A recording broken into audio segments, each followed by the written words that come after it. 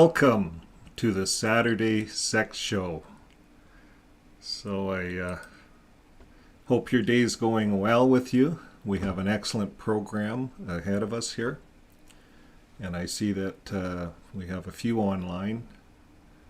coming online here, so that's great. So we encourage you, if you're watching, get involved with the chat. We have some interesting subjects. We're talking about this death cult in Kenya, and what started this death cult. And we see that it leads all the way back to the U.S. In fact, it leads all the way back to the time of Russell and Rutherford. And we're going to take a look at this this cult. So I found it quite interesting.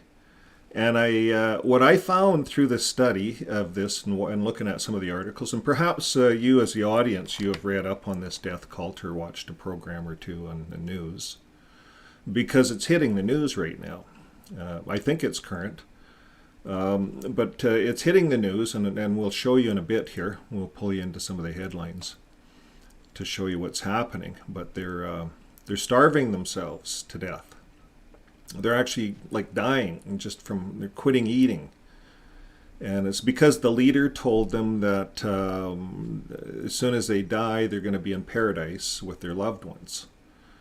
And to me, I've seen some parallels to being a Jehovah's Witness, because the leaders told many that, look, if you die because of not taking a blood transfusion, you will wake up in the new system with loved ones. You will know that you did what God wants you to do.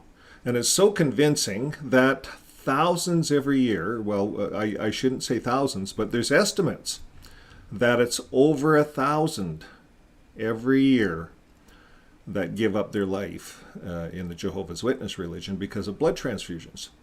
And we actually covered some articles on that just recently.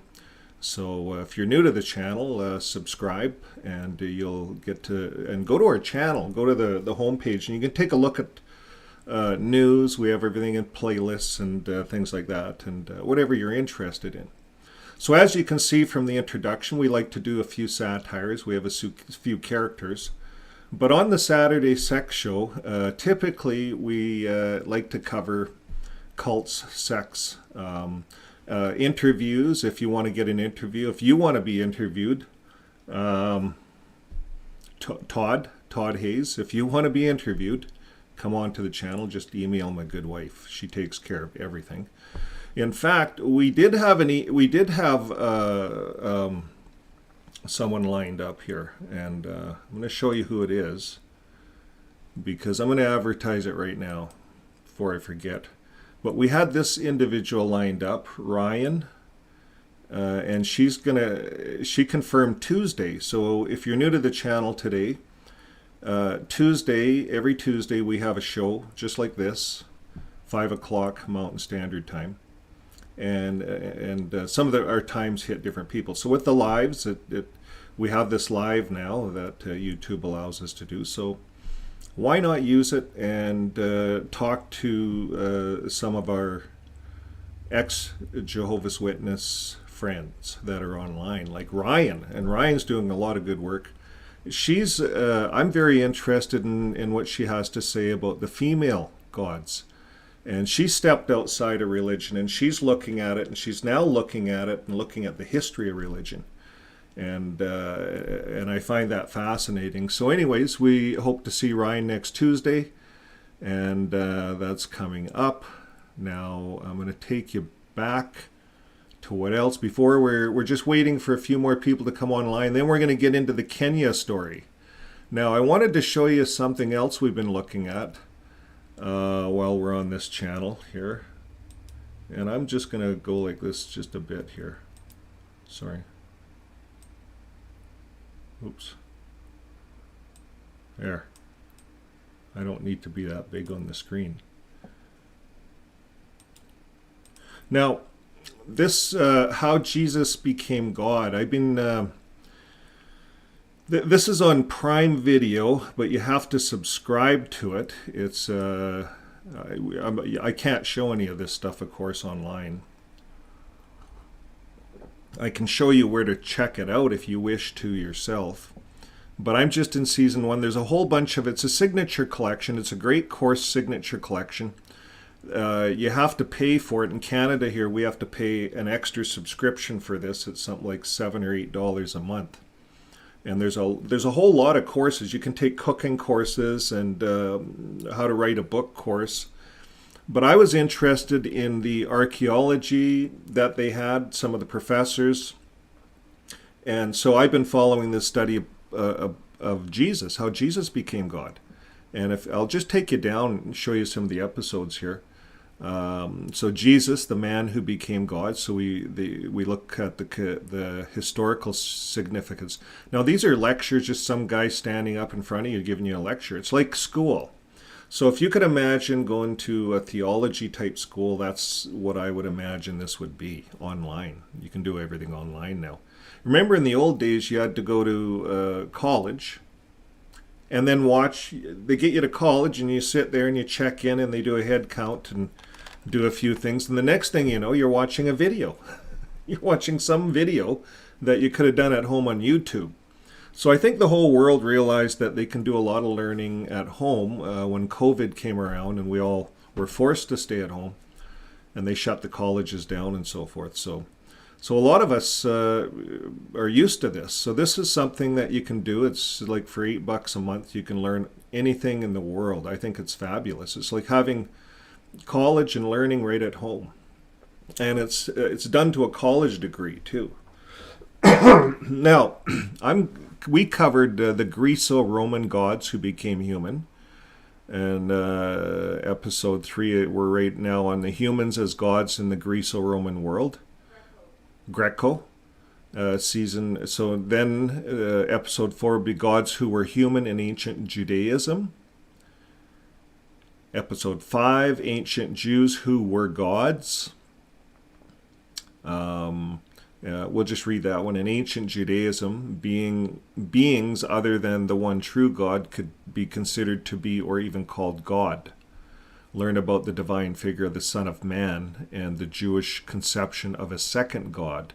Observe how divine attributes of God were personified and how humans, such as the kings of Israel, were deified. So that's going to be an interesting topic, I think, when we get to it. Episode 6, the life and teachings of Jesus. So we look at the historical Jesus, consider why the New Testament Gospels are the only useful early sources on his life, and study the criteria used by scholars for evaluating the Gospels as history. And then investigate Jesus' apocalypse worldview, which envisioned the imminent end of history and the coming kingdom of God. So when we started this out, it went on to talk about there's about 4 or 5 different ways of looking at how Jesus could have been.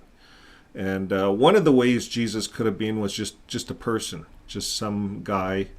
And so we're going to cover, just so I don't run off on another track here, we're going to cover the rest of this series here. As you can see, it's a long series. I'm not going to read everything here. Even episode Paul's view, Christ's elevated divinity. So it really gets into a study of breaking down the Bible and Jesus. Episode 20, the birth of the Trinity. Episode 21, the Arian controversy. The controversy of Constantine. These are all subjects that I wondered about. Episode 23, the Council of Nicaea. What happened there? 325, that's when they started. There's conflicting views of Christ's divinity. And then all these guys got together in a room and decided on it. Like, that's how this all came about. This is the history of it. So I think it's good to learn this. In episode 24, once Jesus became God. So here, conclude by considering the historical ramifications of the Nicene affirmation that Jesus was God. And that's, if we look into that a little further. So for some of us online, you probably researched this. As a Jehovah's Witness, we definitely did not research any of this stuff to this degree. So this takes it to another level. This takes it to, a kind of more of a historian level. So if you went to college and you were taking history, And, this is one of the classes you signed up for, how Jesus became God. Maybe it was some kind of a Christian college. I don't know. But I think it's all online now. For $7 a month, you don't have to go to college. That's pretty cheap. You don't have to start your car. You don't have to pay for parking downtown. All you have to pay for is the internet, and you can go to college right in the comfort of your own home. I promote that because it promotes a greener earth. It saves you money. And you can get accreditations online as well. But I think, like for us, it's just, I just want to know, because I was a Jehovah's Witness. I was taught one thing. I want to learn the other side of the fence. And I want to get right outside of the Bible, of Christianity. I don't want to get this knowledge from a church group, Seventh-day Adventists, Mormons, Catholics, Jehovah's Witnesses, or any church group. I don't want to get this. I want to go to the kind of the college level, the historian, where they're looking at history and Christianity more from a history standpoint. So that's, I think, what we're doing here. And we're going to continue doing that. And as we do that, we're going to share as much as we can back online what I glean from it. Everyone gleans something different when you take a course. And I'm going to show you an example. My wife and I, we have Prime, what is it? Not Netflix, but Prime. Amazon Prime. Yeah, Amazon Prime. So you get to watch movies. There's some movies. So one of the movies we chose the other night was The Man from Earth. And The Man from Earth is about a 2007 American science fiction drama film directed by Richard Scheckman. And it was written by Jerome Bixby, who conceived the screenplay in the early 1960s and completed it on his deathbed in April of 1998. So I found it a good story. It's about this guy that lived 15,000 years. And he can remember back to being a caveman.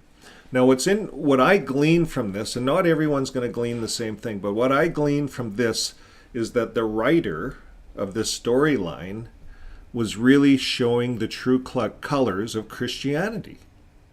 Because here this man was a college professor 15,000 years later, and every 10 years he had to move somewhere to hide his identity because he never grew old. He was always around 35 years old.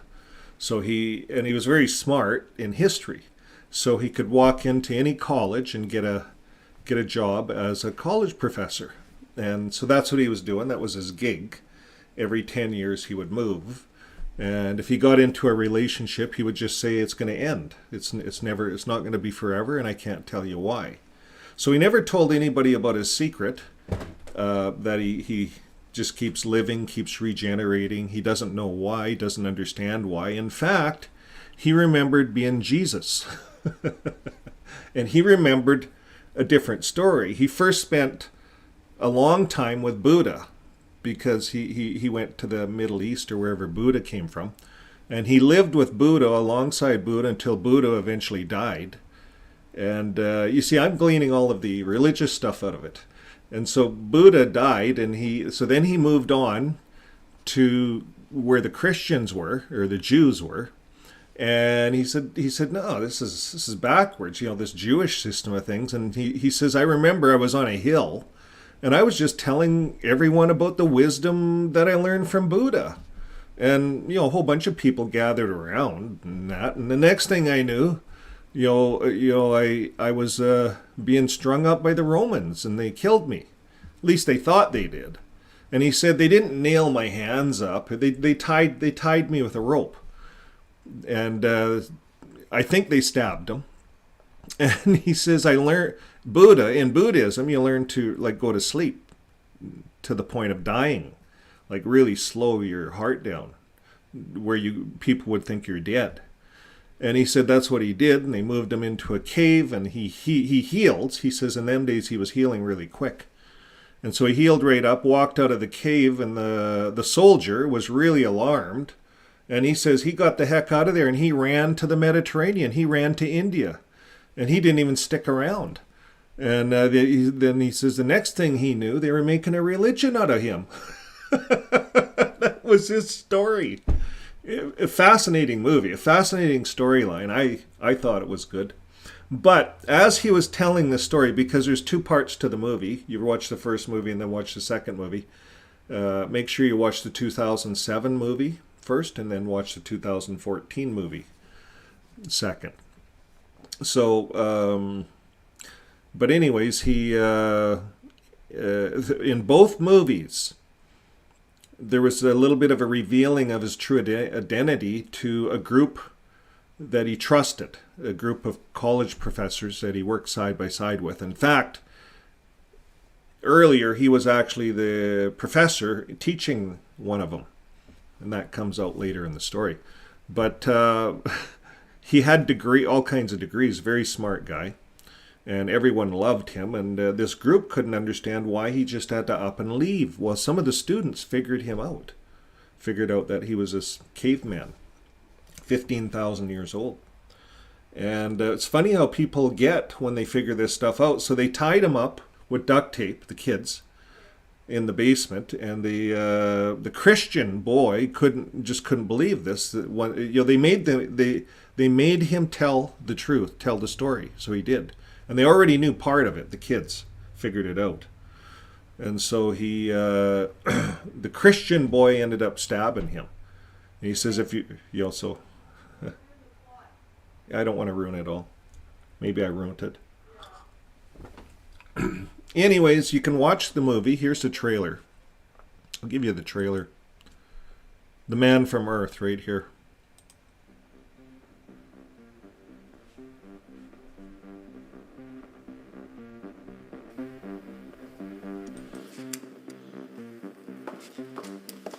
You're going to be searched. And you're not? No. You left that little detail out. Just the gun? Well, if you can walk in there fully armed, why do you need me? I respect your style, Bishop. A test.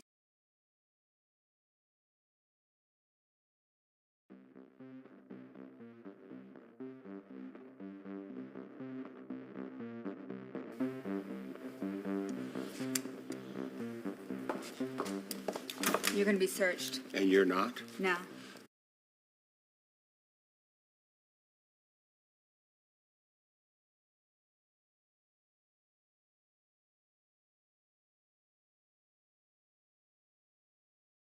Okay.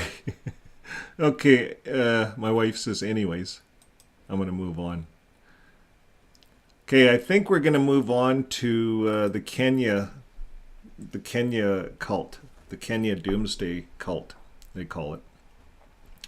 Now, Kenya, this doomsday cult, it's all over the internet here. Death toll climbs to 201. We have this article open. With some of this stuff, I found out you can only open one or two once, and then you have to pay to open it the next time. So we got to be careful. NBC News: Kenya hunger cult denied bail. So here's the guy the leader. We're going to look at this leader guy, Paul. Now, if this is a hunger cult and everyone's dying, how come he's alive? Why is the leader healthy and alive, but everyone's supposed to be dead to go see their resurrected relative ones in heaven? We're going to read about this. But it seems like the leaders of these cults most of the time live while their members die unnecessarily. Now, this is the article in the Reuters. Now my lighting's okay now, eh? Okay, so Kenya unearths more bodies in search for death cult followers. Is anybody online familiar with this death cult in Kenya? If you have comments, put them in. Now we're going to look at this. This is in the Shakola Forest. Where is that? It's right here. So here's the big world that we live in. So You guys are online. You guys live somewhere in the big world. Here's where we are. We're going all the way to Kenya, and a lot of aridness in Kenya. So we're going to go right here. It's this forest area. And this pulls us into a training center here. I actually took a look around, took a look at some villages close by. It's all little dirt roads up here. And then you get in here. There's some few houses in here. I noticed it's kind of like desert and a few trees. Like that's what it looks like, desert with trees. Very deserty place to live, and just dirt roads along this kind of riverbed, maybe greener area. But they're in this forest area. There is a community in here, right here, and there's this river, and there's this little community right here of people. So this is where it's taken place. This is what we're reading about. I'm going to go back to the article. Sometimes it's good. It gives us an idea where this is happening on Earth. This is happening way out in the bush in Kenya. Dirt roads to get there.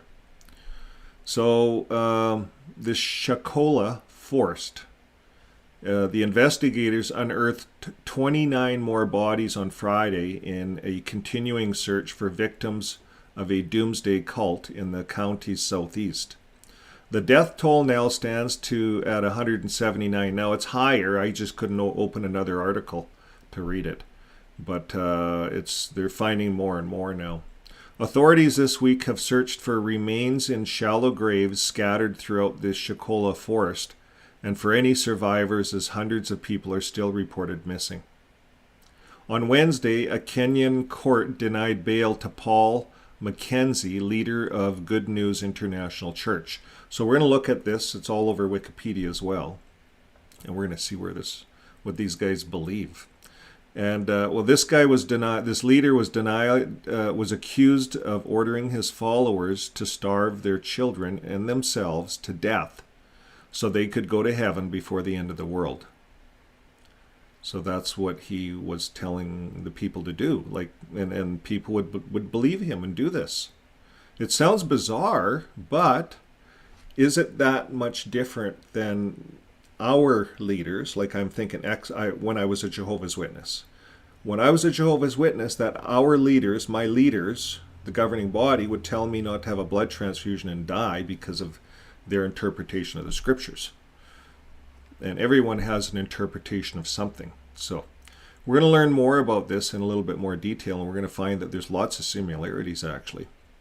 Now, regional official Rhonda said the search had widened to other parts of the forest on Friday, and the exhumations will resume on Saturday. That's what they call them, exhumations.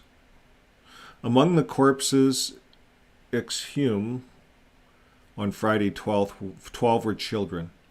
A gravedigger at the site of exhumations, who requested not to be named, told Reuters.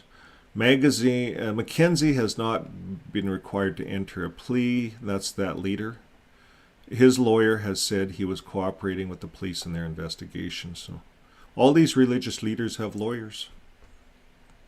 Earlier this year, Mackenzie, the leader, was arrested and then released on bail on suspicion of the murder of 2 children by starvation and suffocation.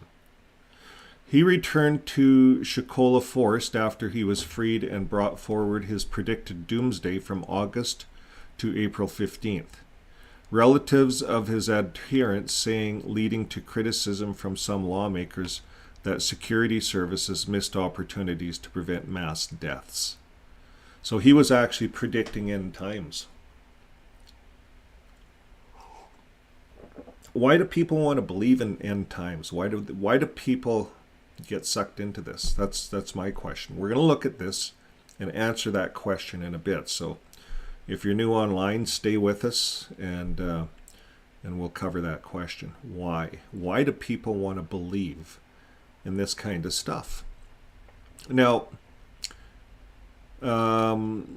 Kenya's deputy president said on Friday the discovery of starvation cult was about individuals and not the institution of the church as vowed to protect it against those who might weaponize the cult disaster.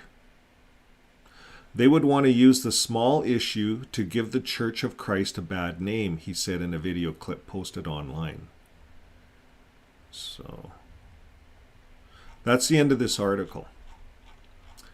So, people believe. Now, I wanted to find out a little bit more about this Paul Mackenzie, the leader of this cult. And what I found here just on Google, that this was founded in 2003 and accumulated a sizable following, largely due to convincing his followers that he could speak directly to God. So there's the key.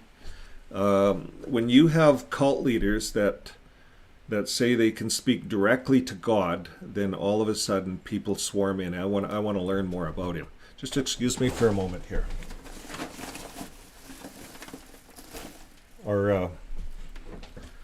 Our sun comes up right about this time, and we deal with a little bit of a lighting out the window, so we get a bright spot here.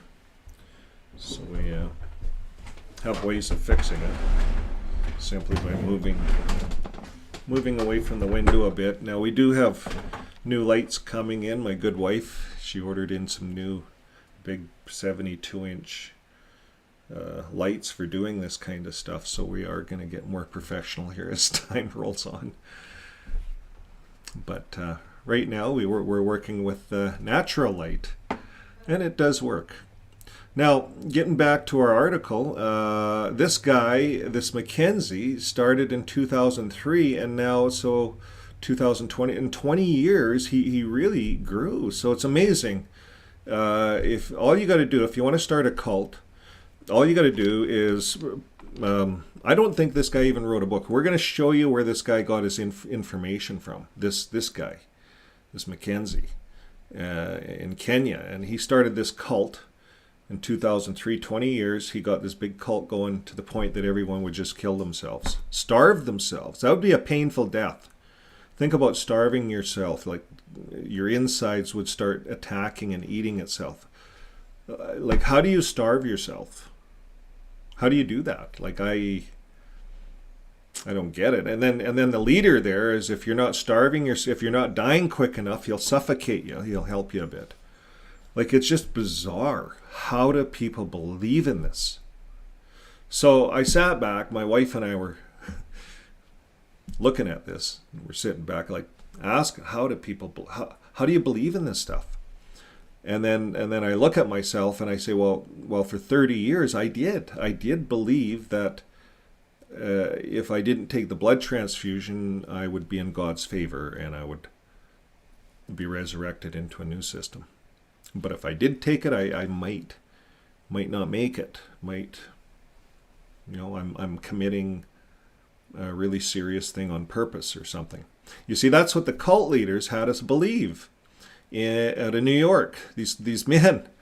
And they've changed their mind on this doctrine, this blood doctrine, so many times now. You can take platelets,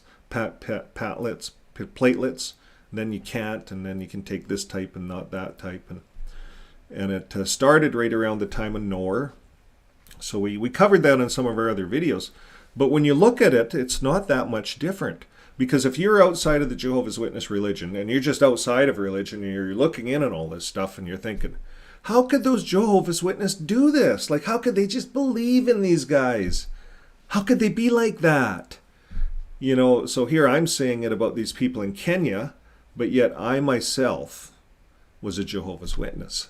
And I believe that. I taught my kids that. In fact, we'd go to the Kingdom Hall every year, and we get one of those little blood cards. And I'd get my kids to fill them out, and we'd get some elder to come and sign it. That's how brainwashed we all were. But you can believe stuff. It's amazing. Because we're wired to want to believe. We're going to look at that in a second here. Now, excuse me for a second, frog in my throat. A woman who co-founded the Good News International Church. Now that's what they called it, the Good News International Church. It was a woman who co-founded it, just like Russell's wife, Maria, co-founded him being the faithful, discreet slave. So I don't know if we want to listen to this whole article here, but it's a little bit of a news article. We'll put the link to it. A co-founder of the Good News International Church in Malindi now wants stern action taken against Paul Mackenzie. Ruth Kahindi, who started the church with Mackenzie back in 2003, says she fell out with him over differences in doctrine. Eleonora with that story. Ruth Kahindi recalled her early years in ministry, which she says were filled with great doings of the Lord as she was leading a great ministry known as House of the Lord in 2003. This was in partnership with Paul Mackenzie, who she so dearly remembered him as a young, disciplined man who was zealous for the things of God. Alikuwa ni mtu ambaye ni kijana anayendelea vizuri. Hata mambo ya kuwa ati atafananishwa na mashetani ilikuwa. The two had met at Malindi Baptist Church when Ruth switched churches from PEFA upon her husband's request. While she got involved in ministry at Malindi Baptist, she also became well acquainted with Mackenzie and his gifting. Siku nyingine akapewa kipindi cha ibada ya katikati ya wiki. Ndio alihubiri kitabu cha Uzia. Kwamba Uzia wakati huo ulikuwa ni afe ndio kazi ya Mungu iendelee. Watoto wake wa yule mzee Morris Wanje wako hapo. Hasa wakachukua yale mahubiri ni kama ambaye anaambiwa babake kwamba wakati akifa basi labda huyu Mackenzie ndio atachukua ye kanisa na ataendelea. Ilipofika Jumapili Mackenzie akaambiwa hakuna tena kuabudu hapa. Manake mahubiri yako sio sawa. And that was when Kahindi took Mackenzie and they started their own church known as House of the Lord in 2003. It was all rosy up until Mackenzie saw how the church was on the rise. He is said to have tried to kick Kahindi to the curb, little by little changing the doctrines of what the church stood for. Muda mchache akaanza hii story ya kuwa watu wasikule madawa. Akaanza kuhubiri hivyo. Alipomaliza siku nyingine nikaenda nikamketisha mahali. Nikamwambia mchungaji, mbona unaanza kuongea namna hii? Wa watoto kutolewa shuleni wasisome tena, elimu ni dhambi, serikali inafanya vibaya. Aliyesoma akiwa na makaratasi yake na kazi ya kiserikali na aache. And that is how Kahindi lost grip of her church and family, as her children soon became Mackenzie's aides, up until the recent headlines that unearthed the exhumation of more than 100 bodies linked to Paul Mackenzie's church.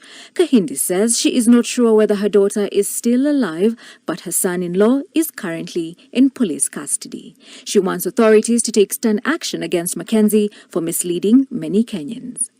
Helen Aura, NTV.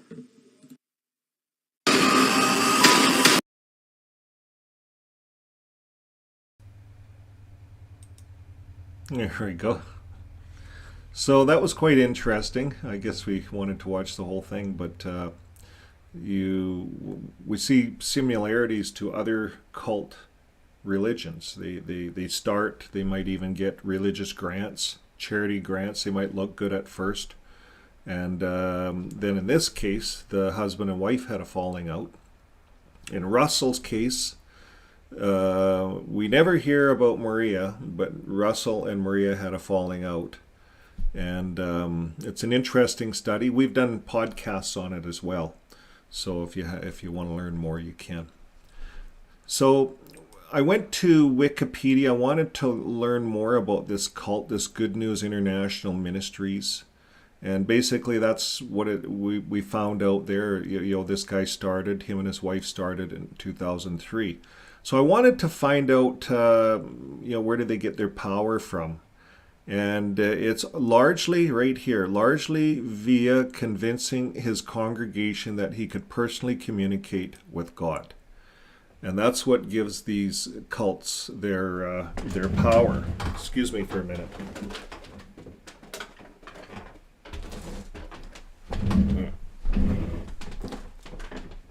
Yeah, just a lighting issue again there. Now, so the congregation, it's just like the governing body. If the governing body of Jehovah's Witnesses were to say, make an announcement on JW.org and say, we do not believe we are the spokesman for Jehovah God or for Yahweh or for God or for Jesus for that matter. We're a group of people. We're running a corporation called the Watchtower Bible and Tract Society here in Pennsylvania, and we've sheltered it. We've made a separate company, and we've made it so that we're protected under it as a printing company. That's what we want to look like on paper legally. And folks, if you see the Montana where their lawyer Brumley got fined $150,000, all of that comes out in these court affidavits and so forth, because this is what the Watchtower has been doing, is making little corporations to hide themselves, to make them look like a printing company. And so now the congregations are little entities, and the elders, they fall under the clergy class. And they've kind of thrown the elders under the bus. But what's not happening, and what's being investigated in the Pennsylvania court, is that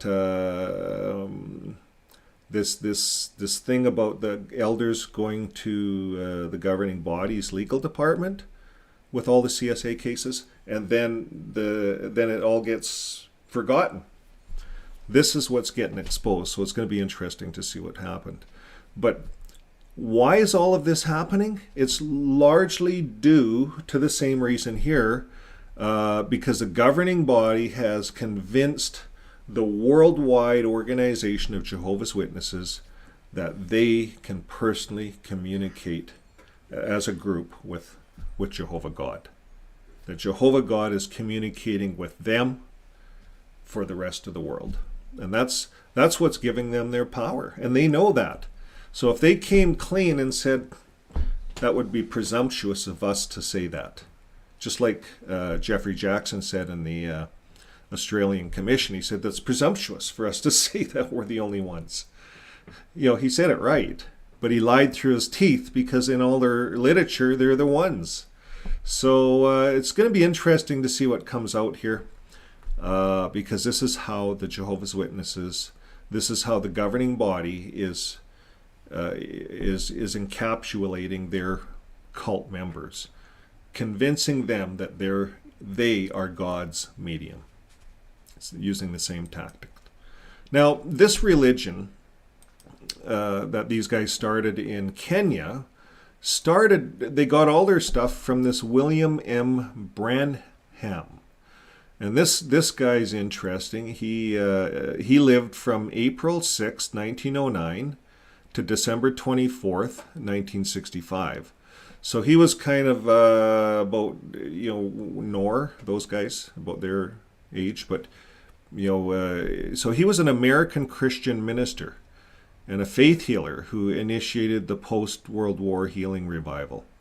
And he claimed to be a prophet with anointing of Elijah, who had come to prelude Christ's second coming.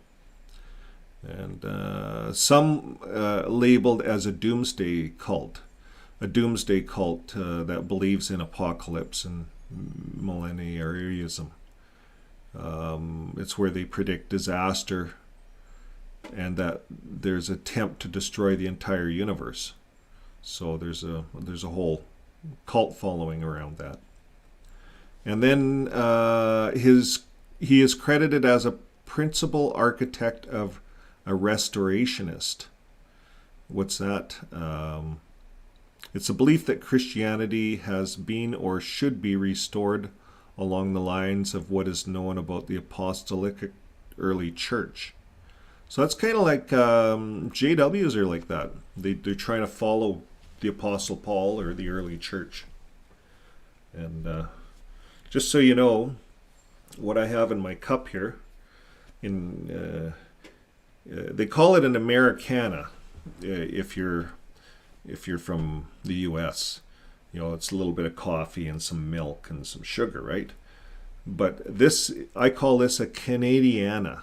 It's a Canadiana because you put some coffee in there, some milk, but in Canada we use maple syrup. So if you've never tried maple syrup, you might like that, and you could call it a Canadiana. So, but I'm going to switch over to water.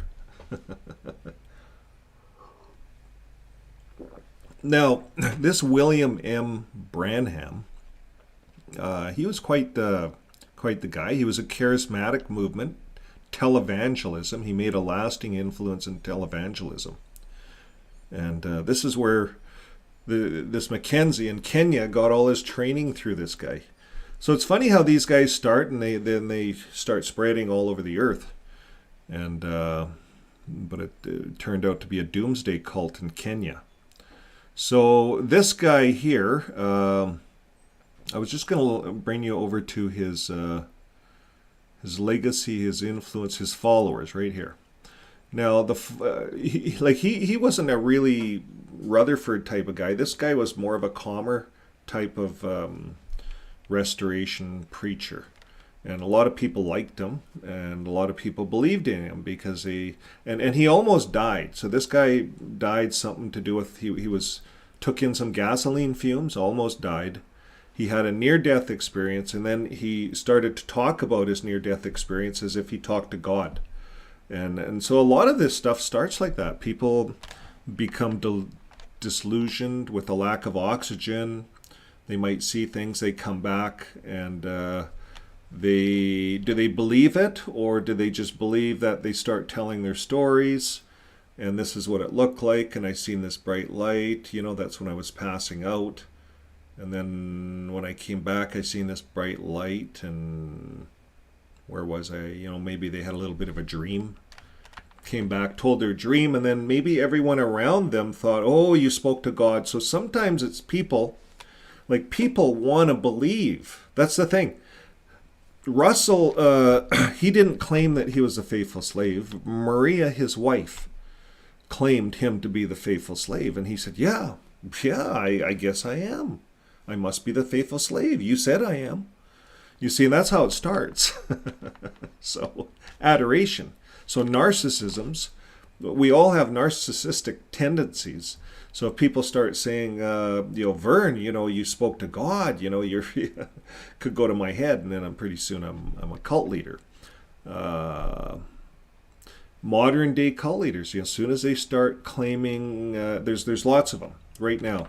So you can go to Owen Morgan's channel. He breaks down a lot of cult leaders, modern day ones, and they get money out of you, and it seems like that's a big thing.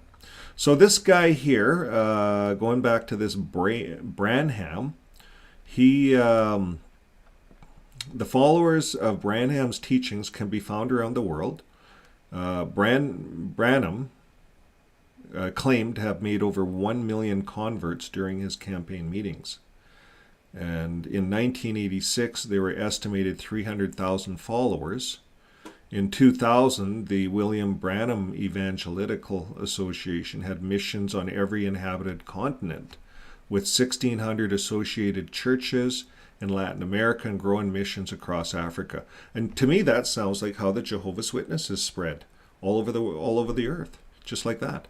And in 2018, the Voice of God recordings claimed to serve Branham's related supportive material about 2 million people through the William Branham Evangelical Association. And there were 2 to 4 million total followers of his teachings. So that's quite large, 2 to 4 million.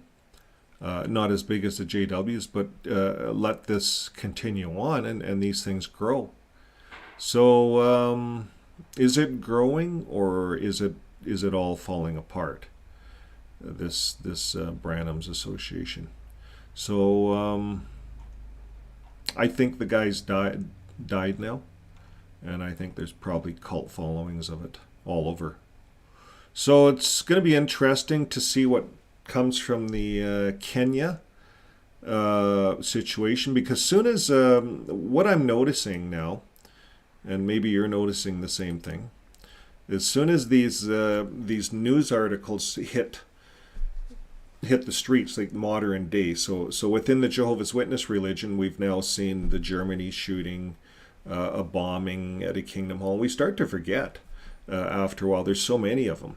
And now the sex scandals, it's on the news. And now the Jehovah's Witness main lawyer was charged $150,000 because he's a liar for using deception, for saying that we're this little organization protected by this shell company here, and we're a printing company, and we have nothing to do with telling people what to do. We don't even own property in Montana. And that's what they're going around saying, and they're getting away with this in court. And so now they're being called to task, and they're saying, no, this is how you've been run. You've faked it. You've done this, and they're being called to task, and they're being sued and charged and embarrassed. They're a public embarrassment on the big scene of things. So you plug in Jehovah's Witness and pedophiles, and there's more information there than there is in the Catholic priests. More information is coming on Jehovah's Witnesses than any other religion right now on earth. And so what does that tell us? It tells us that there's a big problem that's being unveiled within this cult. And all over the earth, we're finding that the authorities are looking at all of the cult-like religions, and especially when it involves the death of children. And so here they've dug up so far 20 or 25 of these children that have died due to starvation and suffocation. So this is just the start of something that's going to be looked at all over the world. So now what I want to look at is, why do people believe? Why do they want to believe? And let's read through this. It's a really good article. Religion may fill the human need for finding meaning, sparing us from existential angst, while also supporting our social organization. So that's what it says in brief. So here we're going to take a close look at this guy's article. He wrote a good article. Who's the writer? Beth Azar, December 2010 is when this was written. And this comes from the American Psychological Association. So these are usually people at some kind of a degree. Harking back to Sigmund Freud, some psychologists have characterized religious beliefs as pathological, seeing religion as a malignant social force that encourages irrational thoughts and ritualistic behaviors. Of course, psychologists' doubts, and those of countless others throughout history, haven't curtailed religion's powerful hold on humans. Religion has survived and thrived for more than 100,000 years. It exists in every culture, with more than 85% of the world's population embracing some sort of religious belief. Researchers who study the psychology and neuroscience of religion are helping to explain why such beliefs are so enduring. They're finding that religion may, in fact, be a byproduct of the way our brains work, growing from cognitive tendencies to seek order from chaos, to anthropomorphize our environment, and to believe the world around us was created for our use. To anthropomorphize. So what that means, I guess, is to believe the world around us was created for our use. So that's what we want to believe. So religion has survived, they surmise, because it's helped us form increasingly larger social groups held together by common beliefs. If we're on the right track with this byproduct idea and the findings are really getting strong, it's hard to then build the case that religion is pathology, says psychologist Justin Barrett. So pathology is like medical, like medicinal. And these are doctors, director of cognition, religion, and theology in the Center for Anthropology and Mind at the Oxford University. So, predisposed to believe. There's no one cognitive tendency that undergirds all our religious beliefs, says Barrett. It's really your basic garden variety cognitions that provide the impetus for religious beliefs. A common thread to those cognitions is that they lead us to see the world as a place with an intentional design created by someone or something. Young children, for example, tend to believe that even trivial aspects of the natural world were created with purpose, according to a series of studies by the Boston University. If you ask children why a group of rocks are pointy, for example, they say something like this: "It's so that the animals won't sit on them and break them." And if you ask why the rivers exist, they say, "It's so we can go fishing." You see, so adults tend to search for meaning, particularly during times of uncertainty. That's what the research suggests. So it goes on to say, they found that people were more likely to see patterns in random displays of dots if the researchers first primed them to feel that the participants had no control. This finding suggests that people are primed to see signs and patterns in the world around them, the researcher concludes.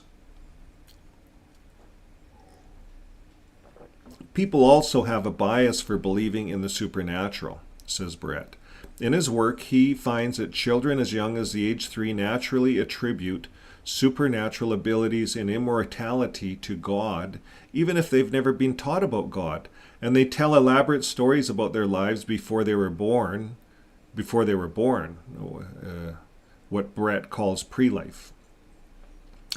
He goes on to say, what we're showing is that our basic cognitive equipment biases us towards certain kinds of thinking and leads to thinking about a pre-life and afterlife, gods, invisible beings that are doing things. Themes common to most of the world's religions, says Brett. That basic equipment includes a memory system that appears to be exceptionally good at remembering the kinds of stories found in many religious texts. In particular, research finds that we most easily recall stories with some, but not too many, counterintuitive or supernatural elements. In one study, they go on to say that they tested people's recall of concepts that ranged from intuitive to a grazing cow, to just slightly counterintuitive, like a cursing frog, to extremely counterintuitive, a squealing, flowering brick. Although people more easily remembered the intuitive stories an hour after reading them, a week later they were more likely to remember the slightly counterintuitive stories. So they remembered the squealing brick. Longer. But short term, they remembered the grazing cow. So, interesting. This finding held up in both American college students and the Maya villagers from the Mexican Yucatan, suggesting that stories with a few minimally counterintuitive elements, such as those found in many religious stories, are more easily remembered and presumably more readily transmitted from person to person, says the psychologist. That said, most researchers don't believe that the cognitive tendencies that bias us towards religious belief evolved specifically for thinking about religion. Rather, they likely served other adaptive purposes. For example, because people are quick to believe that someone or something is behind even the most benign experiences, they may perceive the sound of the wind rustling leaves as a potential predator. Well, in evolutionary terms, says this researcher, it was probably better for us to mistakenly assume that the wind was a lion than to ignore the rustling and risk death. So you get the point. If there's rustling in the leaves, as a caveman, you're gonna go to the flight or fright mode because you're going to assume it's a lion, but it could have been just the wind. So let's carry on. Now, this tendency also sets us up to believe in an omnipresent godlike concept. Taken together, it is easy to see how these cognitive tendencies could allow our minds to create religious built on the idea of supernatural beings that watch over our lives, says this researcher. So in other words, so we have the rustling in the leaves. It could be a lion, or it's not a lion. Well, it could be God. It could be the God of the wind. It could be, because we can't see what's rustling in the wind, but the wind's moving, and you'd think you'd get that as a primitive person, but maybe that's how God's got started. Who knows? You can control people. I remember when I was growing up, my older brother would control us, and he would talk about the boogeyman. And there was a boogeyman that lived under the beds, and he would protect us. And he knew he was creating this story, but he created this story to control us. We were younger kids, and our older brother was a bit of a bully. And so he grew up to be a narcissist, actually. But anyways, that's another story. Now, but this tendency also sets us up to believe in a godlike concept. Taken together, it's easy to see how these cognitive tendencies could allow our minds to create religions built on the idea of supernatural beings that watch over our lives. Such research also supports the notion that religious thought is in many ways an unavoidable byproduct of the way our minds work. So we've had this long history of believing that the things of the spirit are in one camp and that science and technology are in another camp. And so they're going on to talk about the two camps of belief. But they're saying, if anything, this work reiterates that we are whole people, biological, psychological, social, cultural, and spiritual. We're all connected.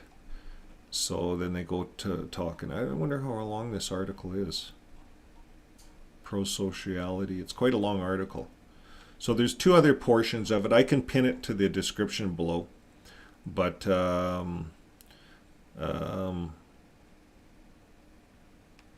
here it's concluding. I like the concluding paragraphs. It's like reading the Watchtower. You read the read the concluding paragraph, you can cheat a bit. Having spiritual beliefs might also lead to enjoying a longer, healthier life. A large body of research finds that religious people live longer, are less prone to depression, are less likely to abuse alcohol and drugs, and even go to the dentist more often. The research might provide a partial explanation for these findings. So that's on the neural underpinnings, the research there. And pro-sociality, religion may serve another key purpose. It allows people to live in large cooperative societies, says this researcher. In fact, the use of religion as a social tool may largely explain its staying power and cross-cultural ubiquity. Religion is one of the big ways that human societies have hit on the solution to induce unrelated individuals to be nice to each other. In particular, religion encourages people to be more charitable by promoting belief in a supernatural agent. And God, by having them scramble sentences. Okay, so they ask another group of participants to unscramble religiously neutral words. The participants then decided how much of the $10 to keep and how much to give to the stranger. The research has found that the participants who were primed with religious thoughts gave an average of $2.38 more than the other participants to the stranger. So that's kind of interesting. Oh, here's one from Canada. The University of British Columbia researcher found cross-cultural support for this finding in a study published in March. He showed that across 15 diverse societies, people who participated in a world religion were more fair towards strangers when playing economic games than people who were not religious. So there you go. It seems like in general. Now, the caveat I draw here is being a Jehovah's Witness. I just felt that we were, in one hand, we were taught to love everyone around us, love everyone in the world. But on the other hand, we were taught that this was coming to an end. God was going to roast everyone as we walk into the new system. So then we have this cognitive dissonance inside our brains. Now, outside of the religion, if I viewed religion more on a world scale, that look for the good in all of the religion, if I look from that angle, that there's a God above every religion, God is not religious, he does not choose Christianity over Buddhism or Hinduism, that there's God can be found everywhere.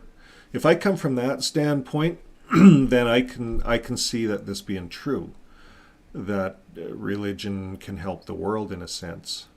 And perhaps that's what these studies are saying. So it says the idea that religion evolved to benefit larger social communities also meshes with theoretical work by these colleges. Now, let me go on to read. I'm just trying to skim through some of their titles. They put their names everywhere, and they have to. These are papers that they've written, so they have to put their names on it. Now, they suggest that religion co-evolved with morality as a way to bind people into large moral communities. So I could see that if you had large groups of people living together, it'd be easier to rule over them if there was a common belief. And when you study Christianity, you can see that happen when Paul came in, and as the stages Constantine came in to play and the Roman Catholic Church came in. It was all a method of ruling people, and that's how the Bible came about. So and history attests to that. So, and the Bible, if you look at the stories in the Bible, they're repeats. They're just different names. They're repeats all the way through, and that's what we're learning outside when we get outside of religion, is that religion's been all the way through history. It's been there to rule people, and the stories just change and gods change and things like that. So now, to get there, researchers need to continue to fine-tune their understandings of religion, says Brett. As research matures and we bring other areas of psychology, I think we'll have a better window into the nature of religion and where it might be going. So there's a lot of study going into religion right now. And the distrust is here, of course. It says, of course, while religion brings some people together, it continues to cause deep divisions. And this person that's writing this, Atran, he says he's worked as a negotiator in several hotspots around the world, including Israel. The problem is, the more you look inward toward your religious group and its claims of virtue, the less you look outward, and the more distrustful you are of others, he says.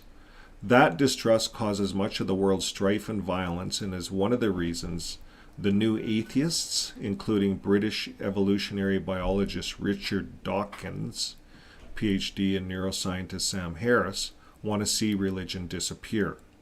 But that will be difficult, if not impossible, if religion is a byproduct of the way our brains work, as much of the recent research suggests. What could work is to replace religion with secular communities built on the common moral foundations. He suggests that Denmark's society is successfully doing this with its large welfare state, its national ethics of hard work, and its strong attachment to political freedom and individualism.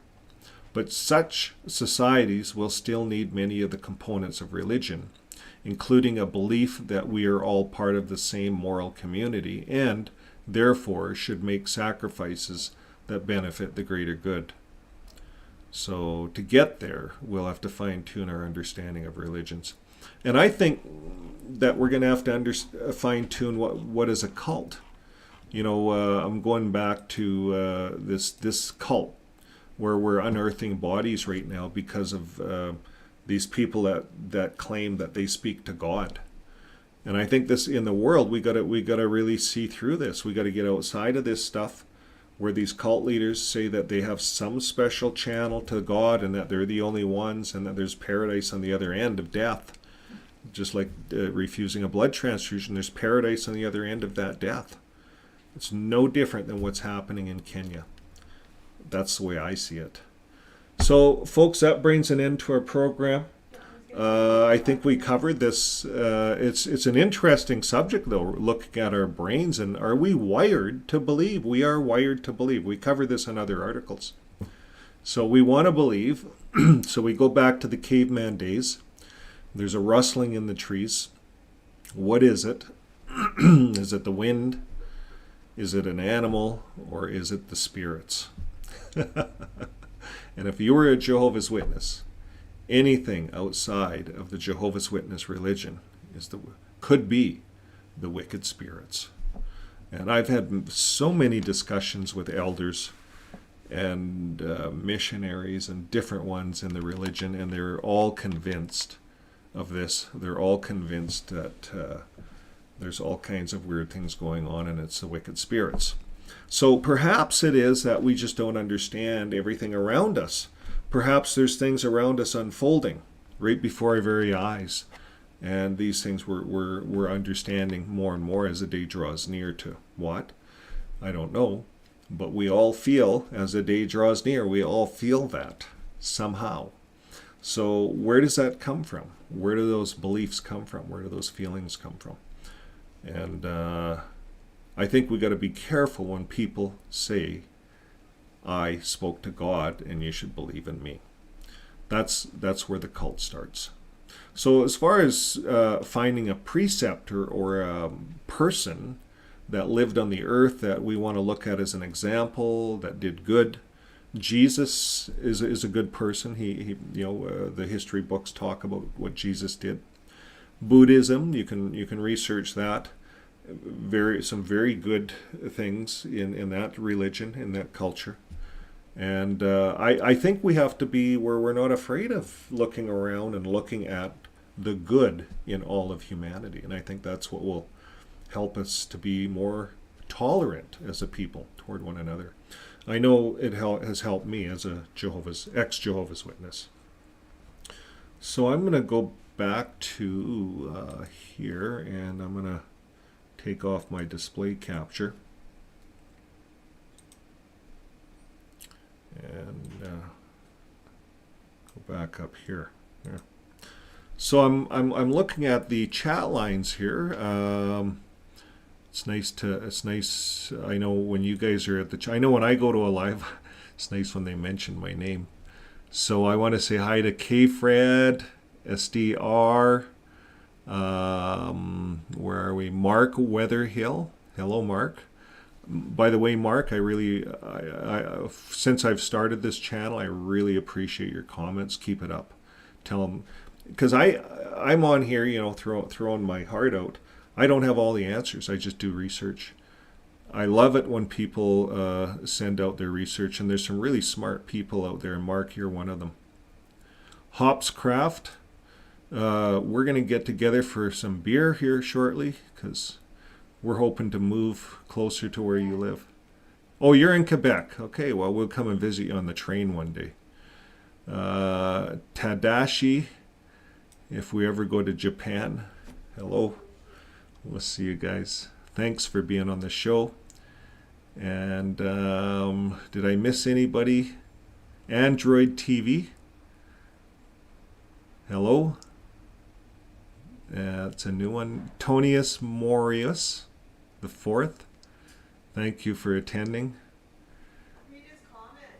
Tonius Morris. I know a Jehovah's Witness in Kenya, and her sister is in Mackenzie Church. She was kidnapped yesterday by these disciples of the evil pastor. We must pray for these people, and you deserve so much better.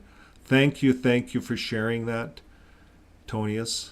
That was, we do these articles. We don't know who we're reaching around the world, so thank you. It's bizarre, some of these things that we see. Keith Silver, thank you for commenting. And Leopold II. And so we had a busy, good. Tedeschi. There we go. Did I get everyone? Roger Lane. And know thyself. Thank you.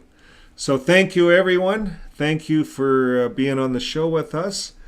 And here's my outro for the show today. Bye for now. Oh, until next time, keep living your life with love.